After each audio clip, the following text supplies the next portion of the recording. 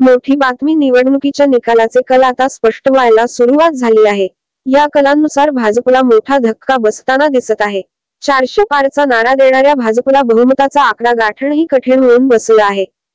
कल पाहिले तर भाजप 238 जागांवर आघाडीवर आहे, तर एनडीएची मिळून 291 जागांची आघाडी झाली आहे। तर दुसरीकडे काँग्रेसला 92 जागांवर आघाडी मिळाली आहे। इंडिया आघाडी मिळून 231 जागांवर पुढे आहे। भाजप बहुमतापासून दूर असल्यामुळे आता काँग्रेसकडून मोठा डाव टाकण्याचा प्रयत्न सुरू झाला आहे। काँग्रेस पक्ष टीडीपी आणि नितीश कुमार या दोघांशीही चर्चा करणार असल्याची माहिती सूत्रांनी दिली आहे।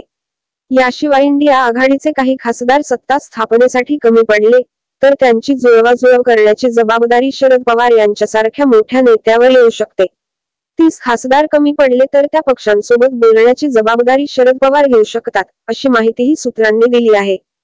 बिहारमध्ये एकूण 40 जागांपैकी 15 जागांवर नितीश कुमारांची जेडीयू आघाडीवर आहे, तर भाजपला 11 जागांवर आघाडी मिळाली आहे। तर चंद्रबाबू नायडू यांची टीडीपी 16 जागांवर आघाडीवर आहे। जेडीयू आणि टीडीपी हे दोन्ही पक्ष सध्या एनडीए सोबत आहेत।